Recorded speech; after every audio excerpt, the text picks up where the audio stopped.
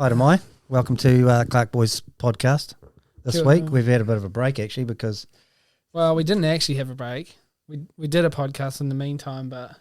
Got rejected by the twins. Yeah, we have a screening process of all videos that have to get approved by certain majorities, and we lost out on the majority there. Pete went off on quite a few tangents, got down in a couple of rabbit holes, and we lost him there for a while.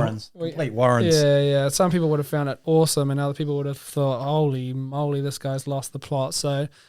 we maybe we'll save it for later. Yeah, we've retracted it for now. We'll build our audience, and once we've got a bit of trust, once we feel comfortable with everyone, we might share some of that extra stuff. But we'll see how we go with that. Also, we've been away hunting, and we've only got limited cameras.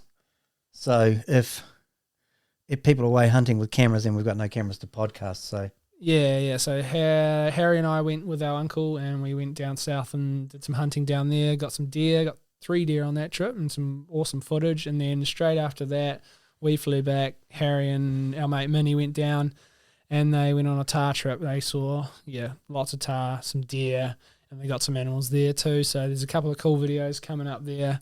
A lot of extra editing for me, but that's cool that we got videos to share with everyone. And, good that we managed to get some animals. There's a few duck shooting vids too to come out at some stage. Yeah, we've got a lot of editing. Lucky the cows are dry at the moment, so I can get on to that. But our sort of recent video that we put on was that family hunt that I did with my kids and my wife down central North Island. Bit of a different video to what we normally do, but we just wanted to put a video on there, and it sort of shows the side of our life that we live with, the rural hunter-gatherer life, and our followers seem to enjoy it, which was cool. And I got a comment. We said, we want to try and get some inspiration for our podcast from these comments. Is it a good one?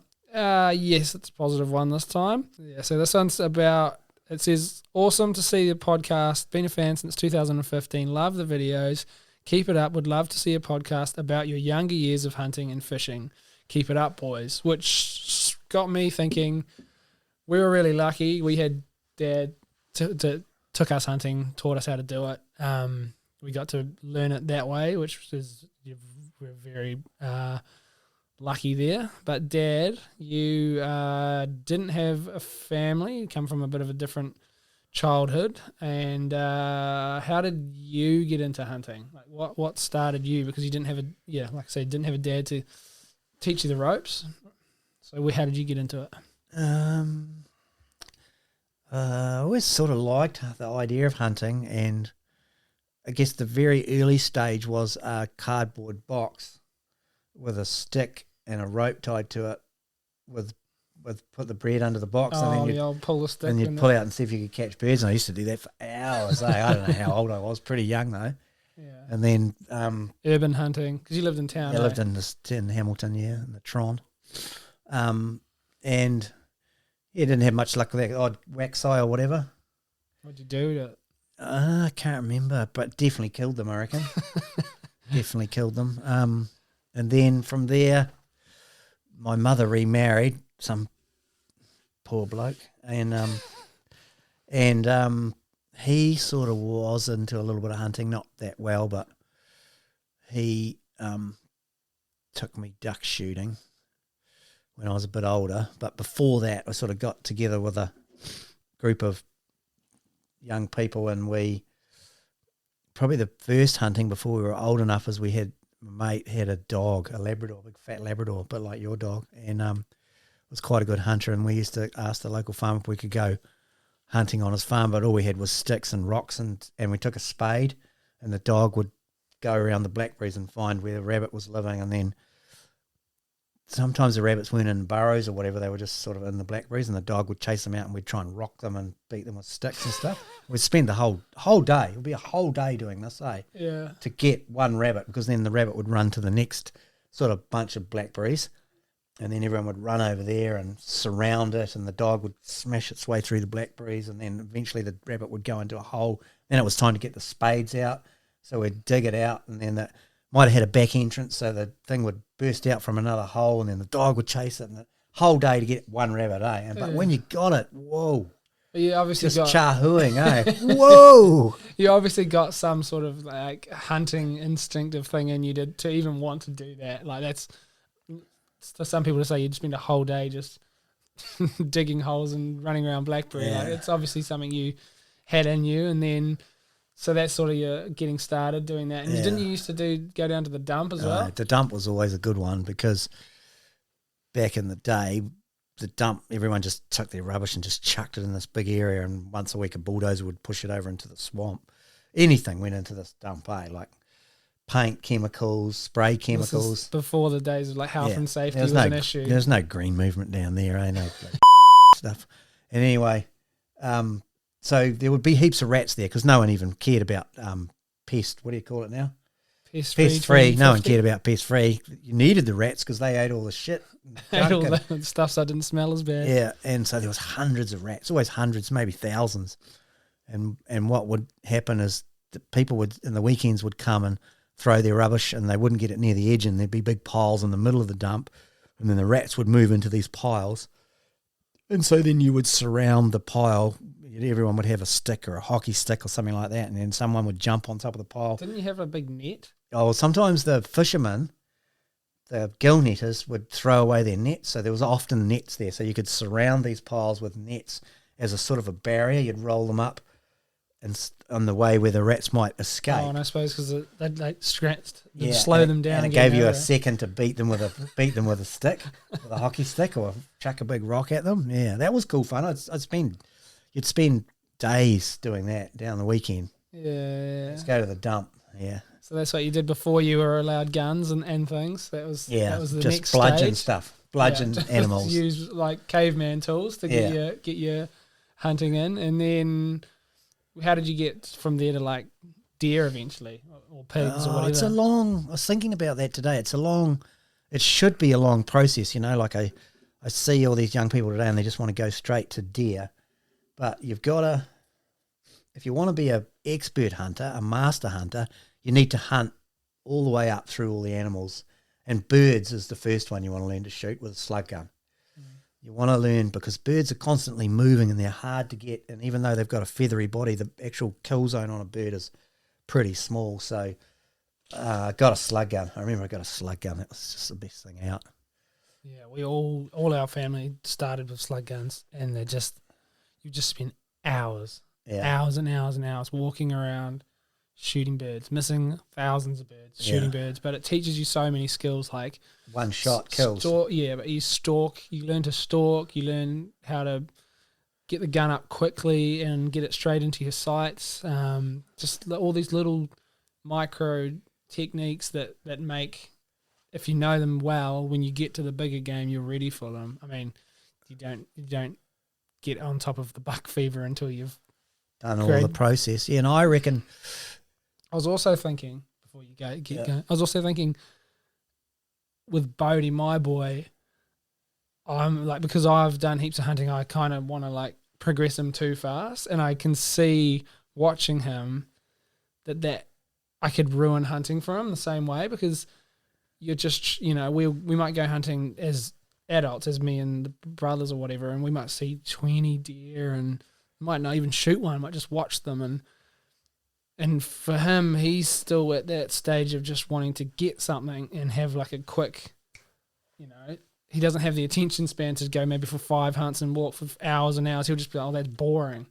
Versus you go possum shooting or bird shooting or anything like that, and it's like, it's much more fun for him. It's much more at his level rather than trying to bring him up way too fast to that other level. Yeah. So I reckon like young people should start and go through all the stages. Yeah. Because that makes you a way better hunter. Especially like knowing when to take the shot. Like when the animal's moving, when he's stopped. Yeah, that's so important to know exactly when to pull the trigger, and more so when not to pull the trigger. Yeah, like when you see its body weight shifting or something like that, you know that it's going to step or it's moving its head first. Wait. And you take people out that haven't done shooting and you put them in that position, and often you'll see them pull the trigger just as the deer moves, just as it moves, and you think, oh, well, you know, an experienced person wouldn't do that, and so you end up with a shot back further in the guts or something like that. I mean, that happens to even good hunters, but it happens.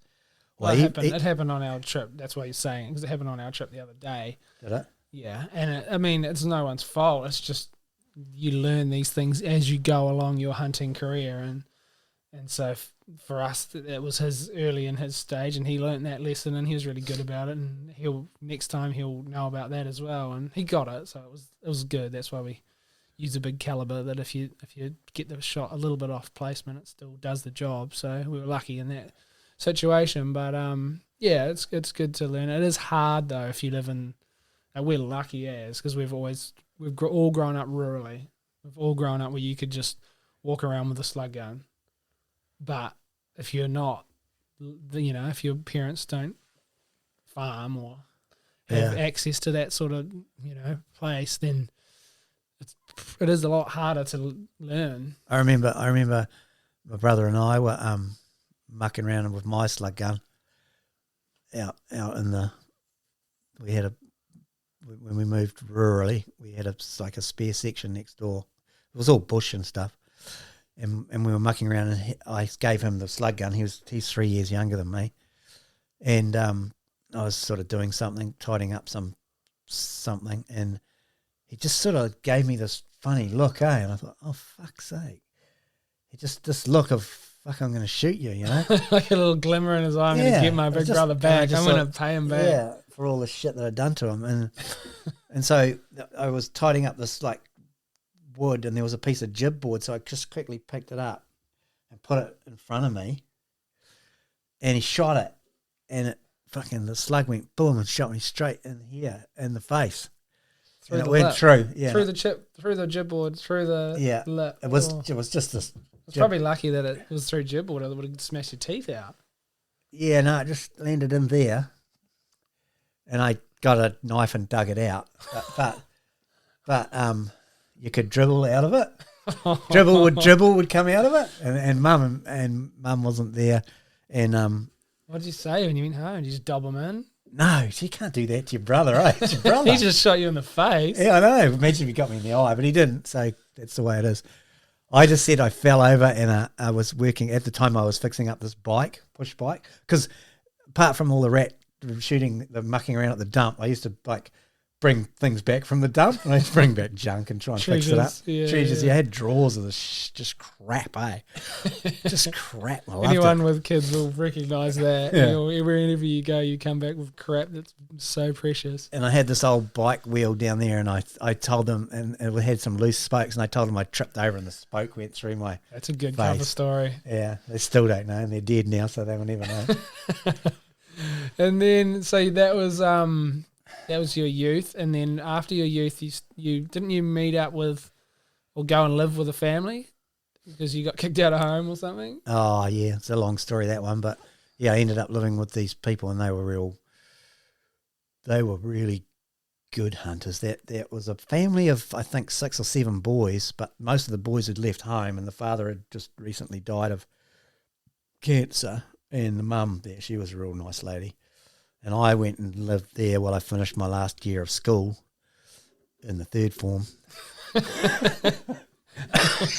Excuse me. She must have been a nice lady to put up with you. She was. And they were real good hunters, and they took me hunting heaps. Showed me how to hunt properly by that stage I had a shotgun, and I was really unfit, I remember I was really unfit, and we went on this sort of pond jumping thing around the farm. So you had to walk all day. I was this bloody 16-year-old that did things that 16-year-olds aren't supposed to do. Yeah, and I never did any fitness or anything, and we would just walk this guy. I was just blowing, I just couldn't keep up, and the guy couldn't believe it, how, because he'd come from a family of real fit brothers, and they're all outdoorsy and that, but then, it only took 2 or 3 weeks, of living with this family, and I was fit as, Yeah, and so they got you into your pig hunting and stuff, was it? Or just duck shooting? I was hunting with Charlie Brown by then, pig hunting, but that was more duck shooting, pheasant shooting, and Yeah, we went deer stalking with them and stuff like that. They were master hunters. And that was probably would you say that was the turn, them and Charlie Brown? So who's Charlie Brown again? For the people that just didn't listen to the earlier podcast? Oh, he was just a Māori guy that lived near my area. Yeah. So yeah, he loved pig hunting, and I used to go pig hunting with him Did you go all the time? All the time, yeah. So you just took this delinquent kid. Took a few kids out, I think mainly because he was getting quite old, and back in those days there was no dog collars, so you didn't know where the hell your dogs were. So you just sent kids in different directions. Oh yeah, well you'd go and listen. He'd say you listen here or you wait here, but you know that was a problem back then. You don't know how lucky you are now with these things. You know, you'd go in the bush, and your dog would go that way, but how do you know the dog hadn't done a loop around you and chased the pig over behind you? So yeah, so some people had to go one way and some people had to go another way. Get to high points and listen into different valleys and stuff. They reckon that's one of the reasons why it's hard, there's less big pigs around, because nowadays, back in the day, your dogs might have chased a big pig for a kilometre or whatever, and you didn't know where it was, and eventually the dog would give up, or the pig would beat the dog up, or you just never found your dog. And now with the GPSs, you know exactly where they are. You get there much faster. The pigs, it's really... Well, at least you know what direction they went. Even if you lose contact with them, radio contact, last contact was here. So if I go over to here, I'll probably be able to pick the antenna up again. And people can have dogs that go further because they can find them again. Back in the day, if you had a dog that went really far, you'd probably like, oh. Well, that's what Charlie Brown always had to do. Like he'd get dogs going, they'd get so good, and they'd go further and further and further. In the end, he couldn't hunt them anymore because once they got really good, it became just dog hunting instead of pig hunting. Chasing. So he'd sell them to someone that hunted in a different country that couldn't go as far, like somewhere Tokoroa or something like that. Or split the pack up so that they're not with their mates that push each other. Yeah. So yeah, it's quite cool. Pig hunters that do that. I know there's that Clay Tall Stories guy from down Nelson Way or somewhere. He does that. He takes quite a few young people out. People probably exactly the same situation as you that don't have someone to take them hunting or haven't got family that do hunting, and it's quite a cool thing that pig hunters do, especially as they get a bit older, and it works good for both people because they get a carrier. The older guy that's done lots of hunting and has the experience gets someone to help carry. Yeah. And the young people get to learn from someone that's experienced about all the things you can do to keep you safe and keep your dog safe and hunt effectively. So yeah, that's okay. So that's Charlie Brown. So we got started off with the rats and rabbits, went to pig hunting and duck shooting and stuff with these guys as you got a bit older. And then what about when you had kids and we came into the picture? Before that, these people all dissipated. Charlie Brown, he moved back up north because his wife was Ngāpuhi, and she was getting older and she wanted to get back, to her home, to Rangawaiwai. So he'd gone, and Chris and Simon, they ended up going over to Australia to make their millions, which they sort of did, but not maybe in Australia. One ended up in Australia and one ended up in Canada. And Harry's in Canada today. Just arrived, yeah. Yeah, so he's going to catch up with Chris over there, so that's quite good. But in between that, you'd learnt the basic skills. You'd got your gun licenses. You'd brought a gun, and you were starting to hunt by yourself, which is quite cool. It's sort of like when you start, you suck. Yeah, but Chris had a Labrador, and when he went to Australia, he gave me this dog. What a great dog, eh? What a great dog. There's a lot of stories about what was his name? Wall, great dog. Yeah, he was a Labrador, sort of cattle dog cross, but he looked pretty much just like a Labrador with a bit of smaller face. And yeah, he was a good gun dog, good pheasant dog.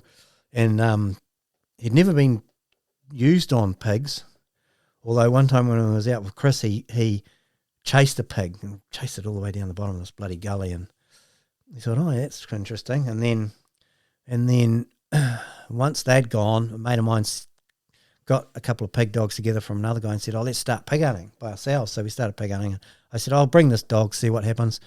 And the first time we took him out, because he was quite partial on possums too, he liked to bail up a possum as well. Yeah. He took off. It was only a couple of 100 metres away, and he had a good bail buck, boo, woo, woo, woo. And he thought, oh, shit, he's got a possum. He's probably got a possum. And anyway, he gave up on it, and he came back and thought, oh, yeah, that's definitely a possum. And you would have thought it was a possum, except he came back with a big rip in his neck, one of those big triangle ones. Far out. Right there, yeah. Slice one. Shit. It wasn't a possum, it was a pig. And then after that, I got him stowed up. It was just before duck shooting. I was a bit of a worry, but he was all right. And even after that, he was this awesome dog on pigs. But he never bit them. I just nipped there. Yeah. Yeah, I've got my Labrador that I'm hoping it's going to be the next wall. It's really hard, like if you're listening to this podcast and you've ever had that ultimate dog that can do that, that can be your duck dog, that can work pheasants. Do deer. Yeah, he pigs. was on deer too, and not with me, but he could also catch pigs and big pigs too. And he used to bail them from miles away. Just a smart dog, clever dog. I've never mastered it yet. I've never got even close with any other dog. I'm gonna try with my dog, but I don't want her to get hurt because she's expensive and precious to me and such a good duck dog. So I'm gonna have to do it in a controlled environment. I just wanted to be able to catch a small pig. He was an interesting dog though, because he was quite protective too. Like if you got into a fight, if someone got confrontation with you, he'd come in beside you, and he would. If you got into a fight, he would fucking bite them, eh? Or you could tell him to bite them. Yeah. Some dogs are like that, but we haven't had a dog like that. We haven't had a dog like that where you just say, get that person. No, it's a bit of a high risk thing because you start play fighting with someone and that's it. So I wouldn't actually want, that's a bad trait. You couldn't do wrestling. Nice. You couldn't do wrestling with someone. No. You know how you did wrestling, with your mate? You couldn't do that because he wasn't like a pig dog though, like vicious, rip their throat out, but he'd get his mouth around their arm or something like that. He wouldn't like how a pig dog just tears your arm a bit. But it would piss people off with a dog like that around them. Yeah, it would make them back off a little bit. Yeah. Okay, and then we came along. You got older. You did a lot of hunting by yourself. Me and my brother and a couple of mates got into hunting sika deer. At the time when we started, there were no deer around because you could sell pigs and deer for whatever. You could shoot them and sell them and make money on the weekend. So everyone was hunting. There was just no deer around. I remember one of the first trips we did in a helicopter, we went up into the Rangatiki River area and we were hunting around there, and then we'd sort of thinking, this is coming on to a good time. Next thing, a helicopter comes over the hill there and sirens going and deer running around, and they were shooting at deer. They flushed them out with the sirens. Yeah, shooting. Yeah, that's how it was. There was just so many people killing deer for money. So it was hard work. So we ended up, all our first hunting was tight bush hunting, like the video Noah and Harry just made. The Sika one, yeah. But because that's the only place where there were no deer out on the tops when we first started shooting. So yeah, that was cool. When you learn to hunt sika in tight bush, you become a good hunter. Yeah, definitely. You become a good stalker. Yeah. Yeah, and it's a different type of hunting to the tops hunting. Tops is just a case of sitting there and waiting them out. Yeah. Whereas bush, you're slowly moving. You got to concentrate all day, especially if you don't have a dog. It's exhausting. I find it quite. Yeah, well, we met this guy last time you and I went hunting. We met a guy in the Burger King at Turangi, and he was just getting into it. He was talking to us, and I can remember what it was like. How many hours you put in before you got your first deer, but once you got your first one, you learn something. You get better and better. Once you got one, you can get one. It's like crayfish. Your first crayfish is real hard, for some reason. Once you got one, you end up getting as many as you want. Yeah, many as you can eat. Well, deer's a bit different. Sometimes you might go for a while before you get your second, but it gets probably faster each time, I reckon. Yeah, so yeah, and then you guys came along and ruined everything. Ruined all my life. Yeah, I didn't do much hunting when you guys were young, and then you basically can only just do. Well, basically you're starting off again because you've got to go down to the level of your kids. I mean, I still got away once a year with my mates doing my sika hunting and all that, but apart from that, it was just start from the basics, catching an eel, shooting wax eyes. It's sort of been my stage of life now, like in the last probably 4 years, 5, maybe even more. I've done the one proper trip, the raw trip that's been my trip, and then other than that, it's just been little hunts because you haven't been able to get away for as much time, and now my kids are at the age where they sort of want to get into it, and possum shooting's the flavour of the month at the moment. We've got the Hawaii School competitions coming up, which is the one we help promote the 28th of June, end of this month. And yeah, he's pumped for that, and my daughter will come along as well. She likes it, and yeah, that'll be the next little step on their little hunting journey. I don't know whether they'll do it long term or not. We'll wait and see. I'm not really going to push it. It'll just be what it'll be. If it's in you, it's in you. You just, you take out some people hunting, you take them out, and they enjoy it and they like it and they get something, but the real hunters then start seeking out by themselves. Like I'll organise my own trip and go myself. Yeah, it is hard to do that though. Like you gotta, it takes a bit of initiative. So you gotta really like it, and you gotta. If you're one of those people that find it hard to do that, you sort of got to team up with someone else that might want to do it, and makes it a bit easier, and plan it out and make it happen, because it's a great thing to do. Great sport, great fun, get free food. Well, it's not free because it's really expensive. Way cheaper not to hunt and then just go to the supermarket and buy meat. Yeah, but it is a good thing to do. But you say that it's cheap meat to everyone. It can be. Like if you were just like old school gun, bullets, bush hunt, get a deer. Yeah. But we all get into it and buy gadgets and GPSs. Get on helicopters. And all of these Keep dogs. Things. Yeah, dogs are expensive. Yeah, and so it ends up like ridiculously expensive meat. And then you've got to start up a YouTube channel just to get sponsors so that you can afford to go hunting. But no, that's cool. And that's Pete's story, I suppose, about how he got into hunting and where we got to now. So So going back to that, how I was thinking about evolving in hunting, if you're getting young people into hunting, if you say you haven't hunted for a few years and then you've got young kids and you want to get them back into it, start at the beginning. I reckon start at the real... At their level. At the real basics, yeah, like throwing rocks at rats. Yeah, throwing rocks. And evolve up from there in little baby steps. Yeah. I saw a good thing on Instagram, and the basic gist of it was like, if you want your kids to get into stuff, you kind of just have them around those sorts of things, but just make it really fun for them. Don't worry about doing it right.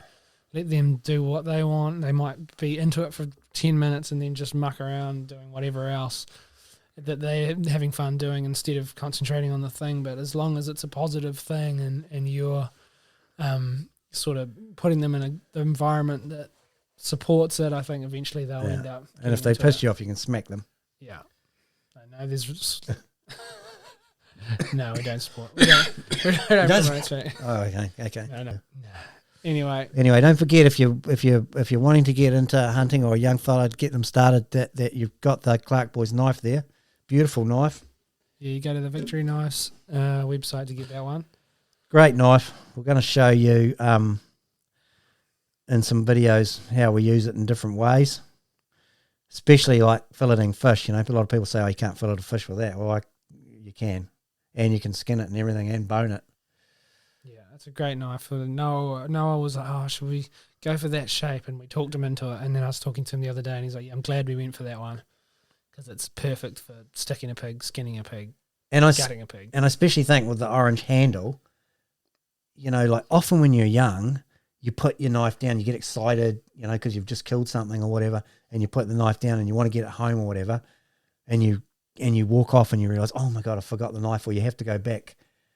With the orange, you can find it. We've lost a few good knives, eh? We've lost knives. We've left guns behind that we've had to go back and get, that you're like, oh, because you put the pig on your back and you forget you were carrying it. The gun. Yeah. Anyway, we're trying to wrap it up. Okay. Thanks for listening, guys. We'll see you next time. And yeah, thanks for tuning in again. And buy heaps of those knives. Yeah, they're good knife. Look at that. Just go crazy on them. Get one for yourself, one for your kids. It supports us. Get one for your wife. Help. Cutting vegetables. This will cut vegetables. And I tell you what, this cuts through dog roll like you wouldn't believe, eh? It cuts through everything. Sausage roll. That will cut sausage roll, dog roll, cheese, anything. Yeah, my wife doesn't have a Clarke Boys one. She's got one very similar and she's pissed off. Why?